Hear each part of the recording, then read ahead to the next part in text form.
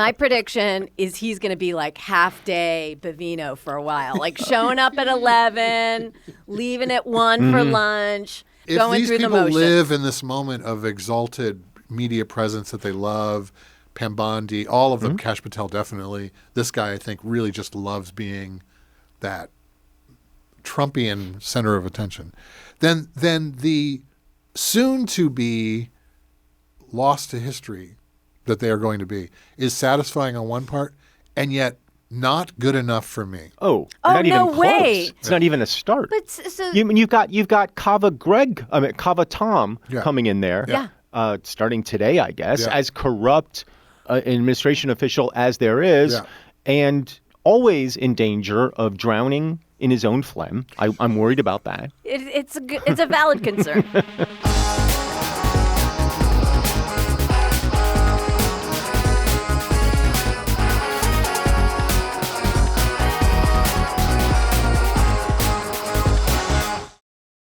It's Have I Got News for Your Ears, the podcast extension of the Have I Got News for You cinematic universe.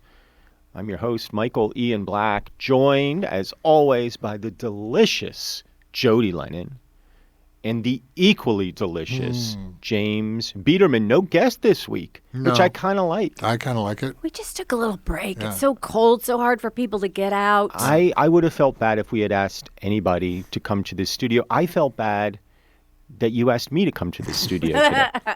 You guys did. You, Roy, Amber, Jimmy Mulville did a fantastic Ask Me Anything here on the YouTube channel, which has been archived on our channel. So go look at it. It's really great. Here, I didn't know what to think of it. I thought it was fine, but then I got the most unexpected compliment. President Clinton. My wife. Oh, what did she? That is unexpected. I don't think she's ever complimented me before. She's never even watched the show. Okay, wait. Let's all be quiet. I don't think she knows I'm on a show. And all of that to say, if you're interested in backstage and how the show comes about and how we make it, check it out. It's archived. You can watch it anytime. There was an excellent moderator, Matt Mitovich, from Late Nighter, who did a great job. We did it with Late Nighter. Yeah. He did a great job. He brought a certain gravitas to the proceedings. There's no question. He's done it a lot. It was great to have you guys back, by the way. To do the show was very exciting. I will say, I was not looking forward to getting back to work. Not because I don't enjoy the show. You mentioned that on the AMA. Why is that? Because I was just enjoying being in the woods and retired. And then, so I wasn't looking forward to it. And then we're doing the show. Anytime you're not working as you're retired. Yes. So you're not really retired. I was semi-retired. I was practicing retirement. But anyway. Towards the end of the first act, I was thinking to myself, oh, wait, this is really fun. I'd forgotten. It's really fun. I'm happy that our show makes you know how to have fun. It's the only thing in my life that's fun. So sad. But anyway, so we got preempted. Right. We're going to talk about pretty much all the reasons why. Horrible news out of Minnesota. Kind of the Good murder. Renee Good. Good murder, sorry. Was stunning. This one was shocking in its brazenness? Yes. In the fact that it was just an execution on an American street? It was an execution. He was actually holding his hand up with nothing in it and a cell phone in the other as he tried to protect a woman behind him from pepper spray. That is what he did. Before that, earlier in the video, he's direct, and the whole thing takes like 30 seconds, which is the other shocking aspect of it. Is like it's just bam, it just happens like that. And I think the kind of... And by the way, we've seen that many times in the past. Correct. When police or others, they'll assess a situation and within 10 seconds somebody's dead on the ground. Right. I'm thinking of Tamir Rice, that was his name, kid, right? The 12-year-old kid in the park. Yep. But I think the worst part of it all, apart from the video and the actual murder and all these things, was the immediate unified response from the administration, from Trump on down. You know, we'll get to the fact that Trump's kind of doing his I had a wonderful conversation. Like, fuck you. Trump on down, immediately, this guy... Domestic terrorist. Blame the victim, the whole 9 yards. Yep. Well, that's where it started, right? Yeah, well, and then Bovino came out immediately and said, look like this guy wanted to massacre ICE agents. Here's Kash Patel with Bartiromo doing exactly that.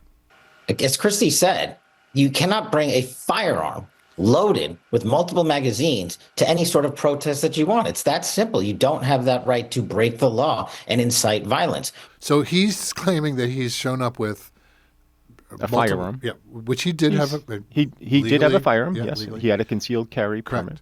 And it is hilarious. I mean, hilarious in the grimmest way possible to see these arch conservatives Yes, of course. Yeah. talking shit about the right to carry when that's all they've been hammering home for the last 50 years. Correct. That we need more gun ownership. Correct. You can't have it both ways. Well, you can if you go, Constitution, good for me, not for you. Right. And that's exactly what they're trying to say, right? Yeah. It's amazing to me how these deeply held positions can be thrown away in a heartbeat if the narrative doesn't suit them. Correct. Right.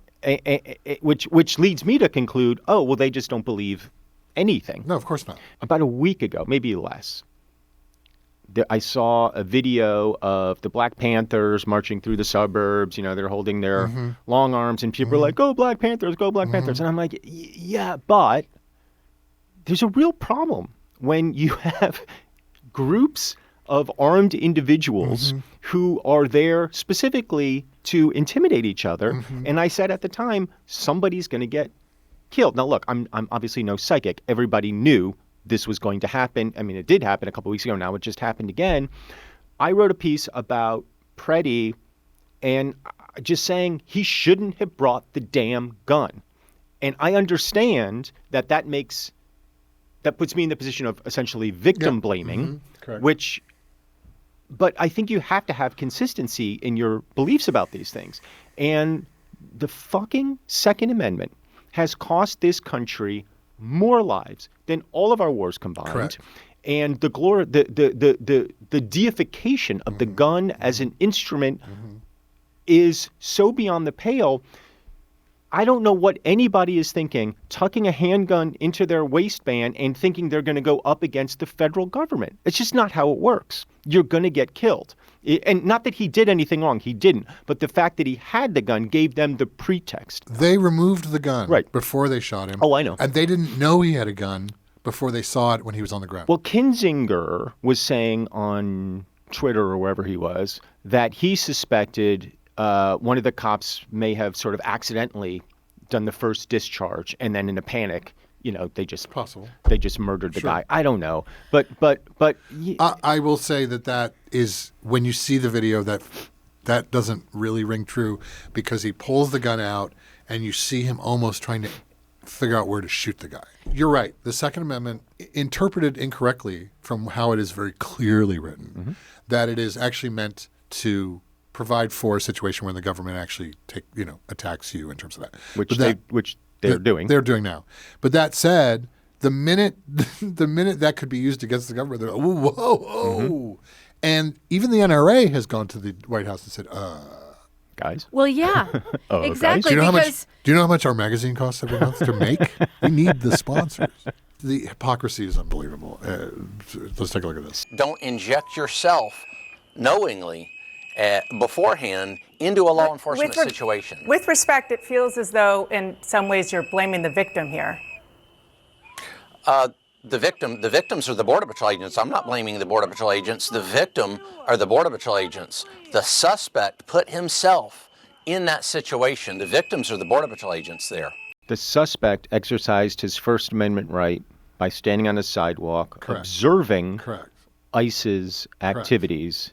But they're the victims because he made them shoot him. Those poor ICE agents, they're going to be thinking about this for the rest of their lives. Boy, I hope so. Here's more Bovino.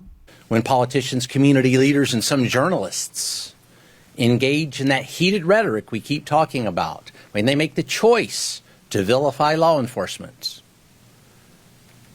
calling law enforcement names like Gestapo. By the way, very Germanically pronounced. I know. I was very impressed. Very good pronunciation on Gestapo. Yes. There we go. Or using the term kidnapping. That is a choice that is made. There are actions and consequences that come from those choices. Like death. What a freak. What a fucking freak. So they're saying that there are consequences to come from using words. Yes, like Gestapo and kidnapping. And Newly journalists. executed journalists. It is sort of funny. I mean, it's very funny that he said there'll be actions and consequences, and then 12 hours later, he's out of a job. He's out of a job. Can we just live in that for a second? He is out of a job. And I think it's a testament to really bad poll numbers. Let's not forget Bovino, or whatever the fuck his name is, Bovino. It's Bovino. Bovino, who cares? Jimmy Barbarino. Bovino is a great guitar Jimmy player. Bovino, he is a great guitar. And Vinny Greg, Barbarino is a great sweat hog. also Yes. great set of One of my favorites. Pam Bondi. And Barbarella is a great character She's played by Jane Fonda. Space age. What's next? Pam Bondi. One more, please. Pam Bondi. Barbells Bovino. Fucking Cash Patel. They're all saying and doing what they're saying and doing for one person because one person told them to do and say what they are doing. So yeah, he's out of a job and it's funny and all that. And also, by the way, no more access to his social media. which is also It's all hilarious. Isn't that hilarious. sweet? That's like the I mean, let's fucker. live. We need to live in this for a second. He's without. Well, he's No, he'll get a fucking pension. He's been Oh doing yeah, it he for hasn't years. been fired. No. They're They're forcing him demoted. into early Yeah, retirement. Which can we live in that for a second? Can you imagine? Mike wants to be in He early has been a big cheese, like as big a cheese as you can get in this weird world. It's called the Gestapo. And now There's he has to go consequences back. to you saying that. He has to go back to to his office. He's got to wash out his mug in that's El near the coffee Centro, maker. California. Do you think so? It's in El Centro, right? Yeah. Yeah, and they've all been like Beautiful hanging town. out. They were probably pumped that he was gone. 'Cause Oh, God. wait. You can you're saying tell. the people who worked with him. Yeah, Yeah. The people back in El Centro. Yeah, You Like, can tell. You can tell he was probably like as big a jerk. Yeah. At, Hey- at his Yeah. other office. Hey, Pete. Hey, That's Tom. why he got promoted. Why And the now he's going to be worse when he comes right? back. Why the frown? You oh didn't my hear? God. He's going to Greg's be. coming back. He's going to Gestapo be. Greg's coming back. My prediction is he's going to be like half day Bovino for a while, like showing up at 11, leaving at 1 for lunch, If going these through the people motions. live in this moment of exalted media presence that they love, Pam Bondi, all of them, Cash Patel definitely. This guy, I think, really just loves being that Trumpian center of attention. Then the soon-to-be lost to history that they are going to be is satisfying on one part, and yet not good enough for me. Oh, Oh, not even no close. way. It's not even a start. But so You've got Kava Tom Yeah. coming in there. Yeah. Starting today, I guess, Yeah. as corrupt an administration official as there is, Yeah. and always in danger of drowning in his own phlegm. I'm worried about that. it's a valid concern.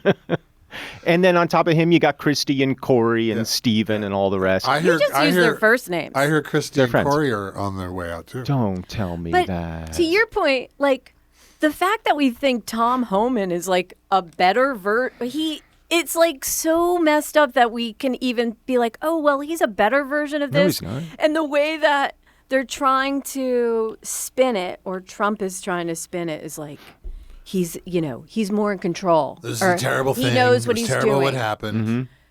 I saw the polling. It's terrible. Pretty much. Speaking of which, here's our friend, Tim Burchett. Don't call him our friend. He was Will you friend stop of the being- show. I was waiting Do for the not response. do that. Which Friend part? of the show. Our Tim friend or just Bur- friend? He showed up season 1 when nobody else would. You tell him, Tim. Tell him what you're going to tell him. I just want to make it clear. I don't know what you guys think friends are. I happen to know what friends are. They're people you can count on. Yeah, I'll tell you what a friend is. People you trust. A friend is somebody who Somebody still who's got your you still back. respect, even though you may not agree with all their opinions. That's what a I friend agree is. on that with that too. Also, he believes in UFOs. That is exactly what you're seeing is paid protesters. And sure, those from locals that are caught up in it, there always is. But this is clearly an organized event.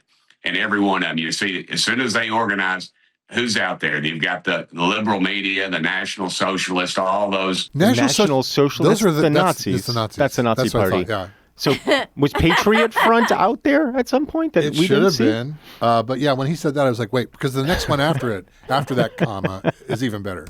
All those communist groups, they're there to divert. They're anarchists. They're in Congress. They want to destroy our country. They hate our country. They hate our flag. They hate our veterans. They hate our God. They hate democracy, and they hate capitalism. They want to destroy it and create some kind of woke-utopia. Woke-utopia. Oh, I've I never haven't heard that before. Woke-utopia I like that a before. lot. Woke-utopia sounds like a yogurt. I want to get a Wokotopia Happy Meal at McDonald's. Oh, it's so good. Do you think Burchett believes what he's saying there? That's my question. I do believe he I believes. suspect he I tell you, the believes one it. part he believes is the Woke-utopia part. But I think I suspect, knowing him as well as I do, which amounts to roughly an hour and a half. Better than we know him. Yeah. I suspect he believes it. I suspect he believes that there are paid agitators and communists who just sort of show up. Yeah. And I don't know if Lenin is piloting a helicopter that they parachute out of. I don't know what it is, but I don't. It's hard because he's so rigor mortis. It's hard for him to pilot. Well, he's been fully embalmed. I mean, he can just. Well, if it's true, I'm just glad people are getting jobs. Right? Well, I went to acting school, and routinely there'd be guys coming around saying, "Hey, we're looking for some crisis actors. Could you act like you've been shot at a school?" I made some good money doing that. That's what these people think. That is exactly what they think. It's insanity. I think Tim Burchett believes it. He certainly believes about that you can actually string together the Nazis, the communists, the anarchists, the anti-capitalists, which doesn't really play with any anyway. Then the Nazis and the Antifa. Yeah, correct. The Nazis and the anti-fascists all together. Yeah. And then the the puppet masters of it all. We know who that is. Right. And there's no point in saying it. We know who that is. But why would he go out of his way? Small little tribe. Why would he go? I guess he's going out of his way to make these comments because he just wants to prove that it wasn't.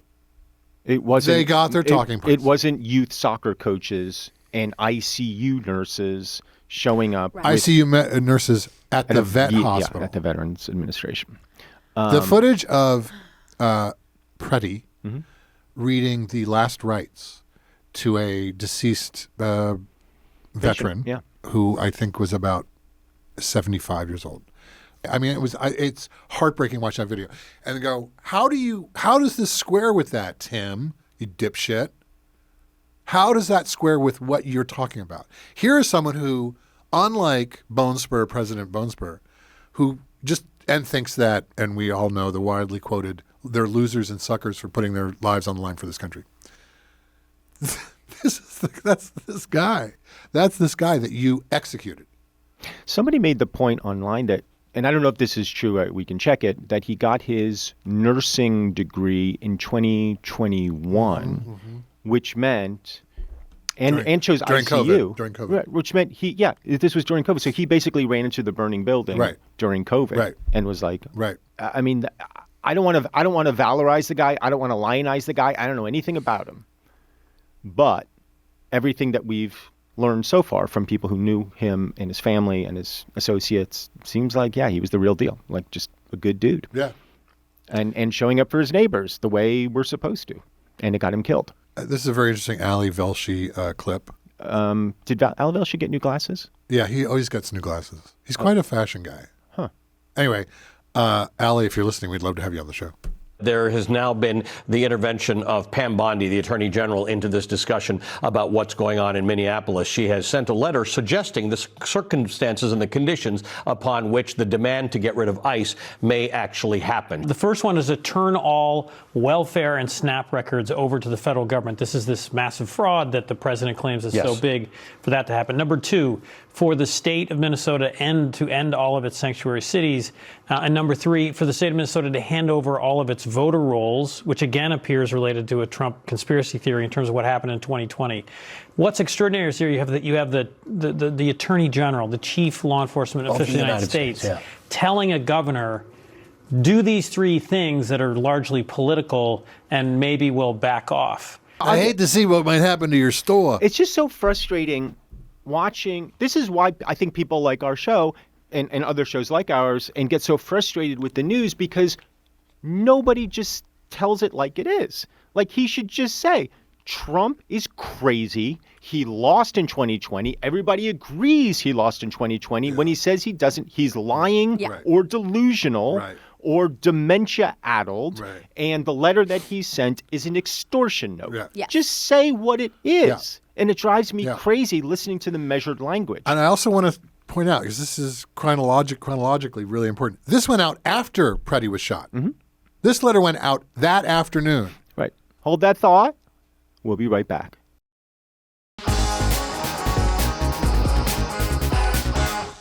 We're back. Please continue that thought. When did the Pam Bondi letter go out? I think it was a Saturday afternoon. Wow. Well, they had typed it. What, are they supposed to not send it out? And then we had the big snowstorm on Sunday. Here's this is kind of a recap. So top Senate Democrats, they are now threatening a partial government shutdown following the fatal shooting in Minneapolis. Minority Leader Chuck Schumer posting this tweet criticizing ICE's actions in Minnesota. He also said Democrats would not provide the votes to push through government appropriations if the Department of Homeland Security's funding bill was included. And this comes as the Senate now faces a Friday deadline to pass the spending measure, which will need at least 60 votes in order to advance. I'm going to say this, and all my left-wing friends are going to get angry at me. I really like Chuck Schumer to the extent that he reminds me of my uncle. How useless was your uncle? Incredibly so. He's no longer with us. And I say this, and I wouldn't want my uncle as the Senate Minority Leader. As the Senate Minority Leader.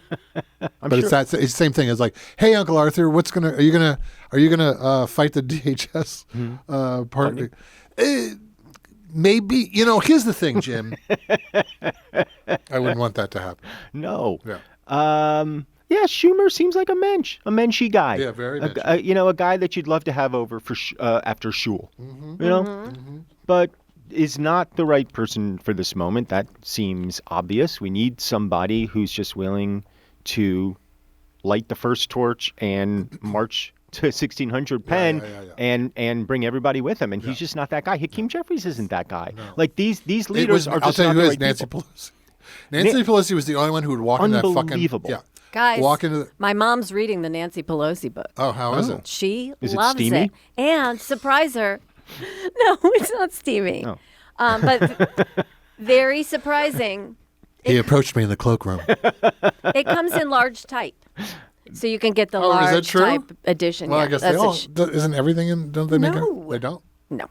Now they're saying, I saw something this morning because, they fired Bovino and they said Homan's coming in. And so now the Democrats seem like they're maybe softening their stance a little bit on DH, which is insane. That's what my Uncle Arthur said he was going to do. I can believe look, I mean, they give a little, we give a little. It's an olive branch. How many times does someone have to shit in your mouth before you think, are they going to do it again? No, I'm not. I swear to God. Wait. Shit in your mouth this time. In that scenario, because I'm not sure. Yeah. Do we want them to shit in our mouths again, or do we not want them to shit? Oh, no, it's not consensual. Okay. Then how many times am I going to fall for this trick? What's Rachel Maddow talking about? Oh, what's she always talking about? This is Nixon. the announcement. Nixon or Kissinger. Here we go. We're also aware of new reporting in The Atlantic tonight. And this is reporting that we have not confirmed ourselves. But I'll tell you that reporter Nick Miroff, who has an excellent reputation, at The Atlantic tonight, he reports this under the headline, quote, Greg Bovino loses his job. I love that headline. You know how the New York Times is like falsehoods or whatever? It's just like, Trump is a liar. That should just be the headline. Hey, wait. As much as we love this headline, what would the New York Post headline be? Oh. It's a fun. Bovino iced out. Really good. Really fast. Good. Bovino. And it would that's good. Yeah, job. that's a good one. That's a good one, too. Bovino job. Yeah. I'd like headless Bovino in topless bar. Right. Quote, Greg Bovino has been removed from his role as Border Patrol Commander-at-Large and will return to his former job in El Centro, California, where he is expected to retire soon, according to a Homeland Security official and two people with knowledge of the change. Good. I'm so glad he's out of there. I want his house to be egged every day for the rest of his life. But it's not going to be the end of a issue, though. No, but I still want him humiliated and punished. Here's the best part of this story. I don't even know why this is part of the story, but here we go. Breaking news, CNN just learning the Department of Homeland Security has suspended Border Patrol official Gregory Bovino's access to his social media accounts. You're fired. Oh, and wait, that's not the worst of it. Because if you're Cash or you're Dan Bongino or you're any of these people, getting suspending you from your social, that's worse than death. Yeah.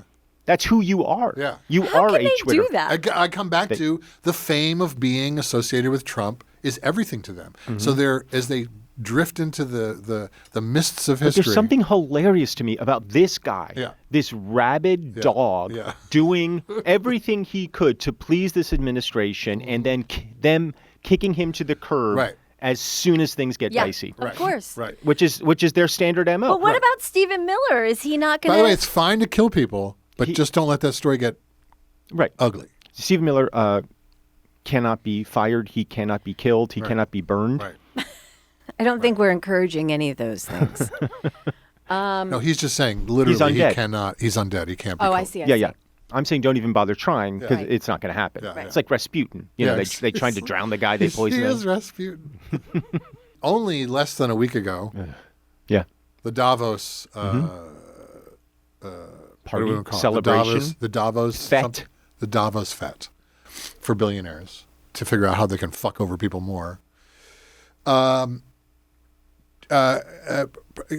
Minister, what is the Prime Minister Carney. Mark Carney of Canada, who is an impeccable resume. Would love it if it was Prime Minister Art Carney. It would be great if it was Art Carney. Humana. This is why only 20 people listen to this podcast. And I'll tell you something. And here, Have the numbers gone up to 20? I'm going to move it. I'm going to push it down back to 18. Art Carney, but it's Harry and Tonto Art Carney. Oh, not Honeymooners Art Carney. No, it's Harry. Wow. Harry and Tonto. Wow. I don't know what that is, but it sounds offensive. It's a movie that Art Carney was in. Wait, who did he star in that with? I don't know, but it's him and a cat. Okay. Going cross country. Oh, you had me at cat. Exactly. So, Prime Minister Carney, I believe he's the Prime Minister. Yeah. Gave a speech at Davos where he basically said, "Hey, fuckers, my fellow fuckers, if we don't wise up now and realize," and I believe he says, that the Trump administration and the United States and the way they're behaving is not a mild change of pace. It is a rupture in essentially the world order. Here he is. American hegemony in particular helped provide public goods, open sea lanes, a stable financial system, collective security, and support for frameworks for resolving disputes. So we placed the sign in the window. We participated in the rituals, and we largely avoided calling out the gaps between rhetoric and reality. This bargain no longer works. Let me be direct. We are in the midst of a rupture, not a transition. The middle powers must act together because if we're not at the table, we're on the menu. Right. So pissed off Trump. Yeah. I mean, he's 100% right. What I am sensing is a pattern here, though, that the allies are not having it anymore. What's happening with, in Minneapolis. This is some incisive political analysis right here. The allies aren't happy. I agree. It's completely... Well, what we're seeing right now for the first time in the second Trump administration, and it really just happened at Davos, is concerted, coordinated pushback against Trump from the NATO allies. And they're saying, we're gonna throw troops in there, and if you want to take military action, and if one of our guys gets a hangnail because of that, NATO's done. And so the Trump administration, despite all the noises they're making about NATO's not pulling their weight and blah, blah, blah, they have to decide, okay, do we really want the end of NATO? And at least in this moment, it seems like they've decided, no, that's probably not a good idea. And thank God they have come to that decision. So Carney makes a speech and he says, and to that extent, we're gonna be open to China. We're dealing with China. We can't rely on the United States anymore. And then Trump comes and brings this. This is what he said on his Truth Social account just a short time ago. If Governor Carney... Get it? governor, Oh, Jesus 51st Christ. state governor. Yeah. Get it? Thinks he's going to make Canada a drop-off port for China to send goods and products into the US. He's sorely mistaken. China will eat Canada alive, completely devour it, including the destruction of their businesses, social fabric, and general way of life. As opposed to us, who are fully allowed We're to going to eat them. firebomb you. That's the difference. If Canada makes a deal with China, it will immediately be hit with 100% tariffs against all Canadian goods and products coming into the USA. Thank you for your attention to this matter. Yay! He ended it. He ended it with He used the catchphrase. Oh, I love it. He just says words at this point. Like yesterday, he announced some tariff on Europe, 10 to 25%. He just announces these things now, and like how nobody they're all- even bats an eye. Well, they're very easy numbers because he's really bad at math. It's like 10%. 25%. What about 12? 12's hard. Back to your NATO 12 comment. doesn't play. 25, 50. People don't like 1,000 plays. Chapter 5, Art of the Deal. If you're going to do tariffs, round numbers. That's the whole chapter. I bet that book comes in large print. Oh, yeah, Certainly, yeah. yeah. It did when it came out. You can by the way- also buy the toilet paper edition where Yes, you true. just take That's out right. a page Yeah, and. yeah. No! Yeah. I did not expect to laugh nearly this much this episode. We had. Yeah. It's been a terrible few days. Yeah. It's been awful. And yet here we are. remains to Cracking be wise. One last thing, which is my about that God. NATO thing where Trump was like, beating up on NATO. Mm-hmm. Well, again, I guess the polling wasn't good on it, or I don't know. He changed his mind, or I don't know. He's a fucking moron. Here's his new version of that. President Trump last week made some flippant comments about NATO allies, belittling the sacrifices they made in helping the United States in Afghanistan. We get along very well with NATO, I think, but I've always said, will they be there if we ever needed them? And what? And the answer is yes. Yeah, the answer is there's evidence. Yeah, it's happened a couple times. Because the one time I would you argue invoked Article 5. more so than we have for them. Yes. that's really the ultimate test. And I'm not sure of that. I know that we would have been there, or we would be there. But will they be there? And let's hope that that never happens. Considering that he was the hero of 9/11. Yeah, true. How does he not remember? The tallest building still standing.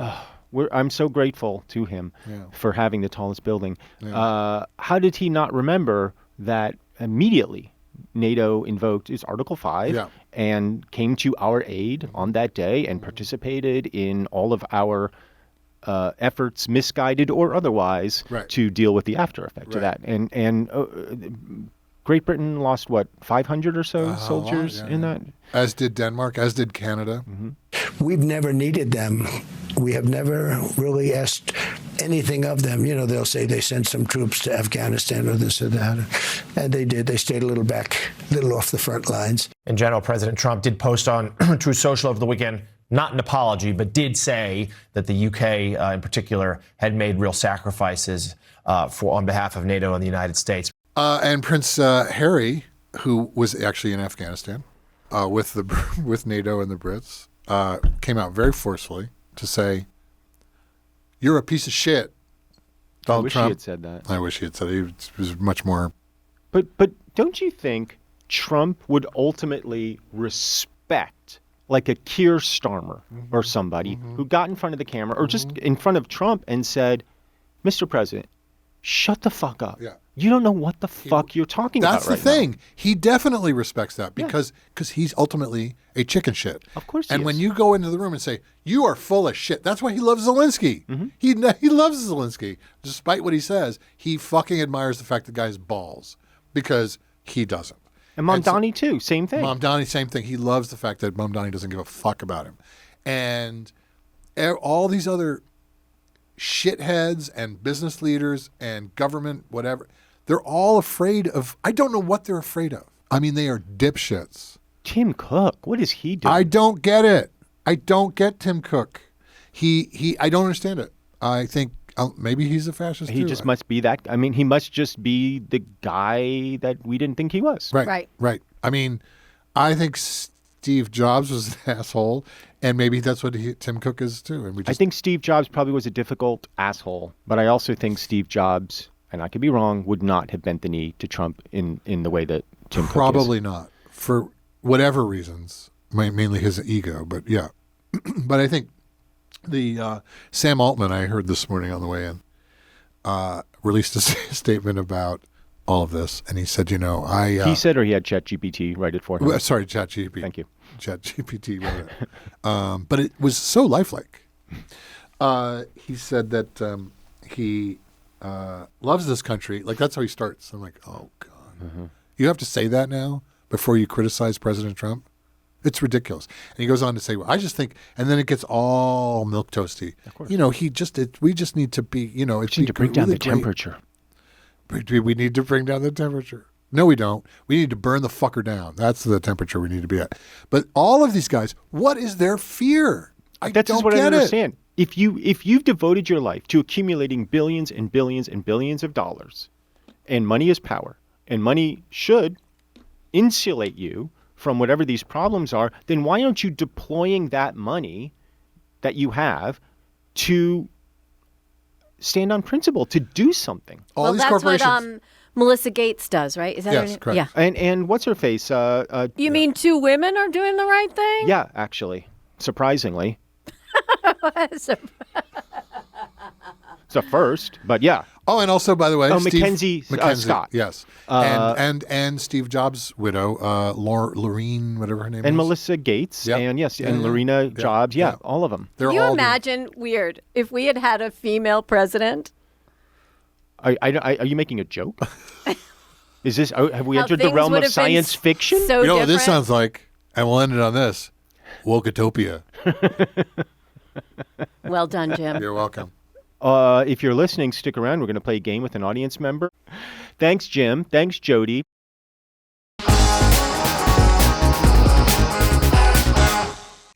I am joined right now by a native New Yorker here on Have I Got News for Your Ears. She was an audience member, and now she's on the podcast playing a game. Willa, hello. Hi. Thanks so much for being here. Good afternoon. How was your snowpocalypse? I did not leave my apartment at all before or after the snow. This is the first time I'm leaving home. Oh, where are you now? I work in the city, so I'm in Harlem at the moment. What do you do there in Harlem? I'm a social worker. So I actually direct a youth engagement program for middle school and high school students at 2 public schools in the area. You are such a good person. I'm going to be devastated when you get the guess wrong on this game. It's going to be terrible. We're going to feel so bad when that happens. Okay. Here's something else I want to know about you. You've been skydiving, zip lining, cliff jumping, but you're also accident prone. See, to me, it seems like those two things don't necessarily work well together. No, I just like living life on the edge, I guess, a little bit. The adrenaline is very fun. I try my best not to get into accidents as best I can. I'm not always very successful at it, but I do try. But the thrill is exciting. What's the most exciting thing you feel like you've ever done? I went gorilla trekking 2 years ago, so that was very exciting. And when you were trekking, did you see any gorillas? We did. So we actually tracked one particular family. So we did the hike up and we were kind of hanging out for probably about an hour where they were sort of congregating. So we saw them doing their own thing. And a lot of people will say, were you scared? And yes, initially, but once I got there, I realized that they did not care that we were there at all. They were just doing their own thing. Amazing. I'm jealous. I want to go gorilla trekking. All right, Willa. It's now that time. It is now that time where we are going to play a Have I Got News for You game. We're going to play Lie Curious. Here are the rules. I'm going to read you 3 facts about a celebrity, although this person is more of a newsmaker than a celebrity. And you tell me which is the truth. Now, I will tell you, I do not know the answer to this. I have not looked. So we'll be going through this together. It is 3 facts about special counsel Jack Smith. Do you know who Jack Smith is? I don't know who Jack Smith is. Okay, Jack Smith is that bearded guy who was prosecuting Trump for the documents that he had hidden at Mar-a-Lago, I think among other things. And then Trump had him fired, and he was just testifying in front of Congress last week or so, and they just released that testimony. Do you know who I'm talking about now? Yes. Okay. So you have a sense of Jack Smith. He's sort of a memorable looking guy. 3 facts about Special Counsel Jack Smith. 1, he has competed in 9 Ironman competitions around the world. 2, he was a legal consultant for the show Suits. 3, he's close friends with the actor David Boreanaz. Let's go through them one by one. Ironman competitions. You can picture Jack Smith, right? Does he look like a guy who could compete in Ironman? To me, he does. Okay. I was going to say no, but I also know that sometimes there are some outliers in there. So he's kind of a wiry guy, you know? And I feel like those Ironman guys, you have to swim, bike, and run. They're not necessarily like studs. They're not like beefcake dudes. They tend to be sort of those lean endurance athletes. I think it's plausible. Okay. But I don't know. He was a legal consultant for the show Suits. Have you seen Suits? I have seen Suits probably a few times, the whole thing. But it is a legal show. It is conceivable, I guess, that Jack Smith could be a legal consultant. But now here's where my brain trips up. Suits to me seems sort of like, as I said, sort of a dramedy type thing. And Jack Smith seems like the most serious guy in the world. But do you have to be funny for the legal consultant part? I would say no. But at the same time, can you work for the Department of Justice at the same time that you're a legal consultant for a USA Network television show? That's a good point. What do you think? So initially I was leaning more towards that, but then I feel like a lot of the cases are more business oriented. So maybe less so. Right. I'm maybe talking myself out of it a little bit. Okay. Hopefully that's not a bad idea. Well, we don't know yet. And then close friends with the actor David Boreanaz.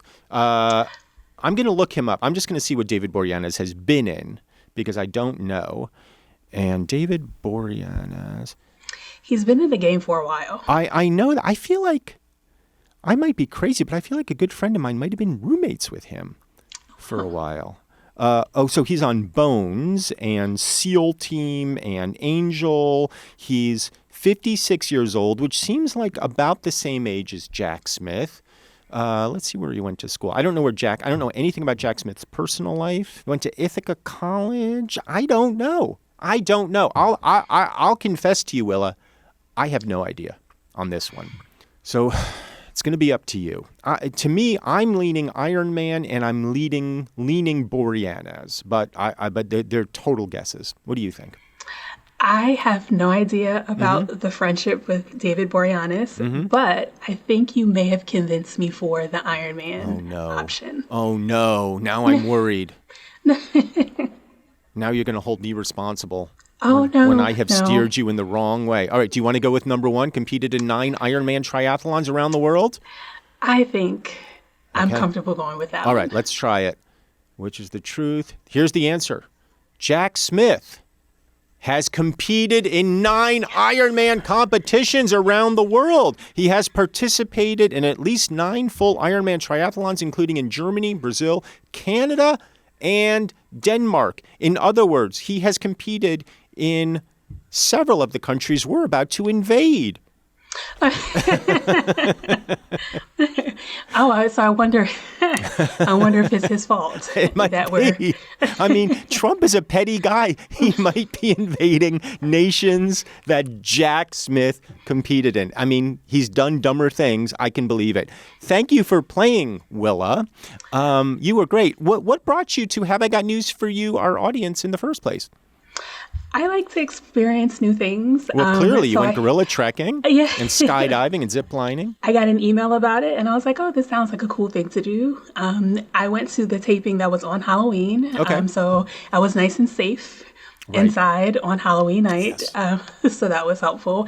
And I ended up having a lot of fun. So good. I would totally like to do it again. So Willa, thank you so much. Thank you for all the good work you're doing in your community. And thank you for playing Lie Curious on Have I Got News for Your Ears. Thank you for having me. Of course.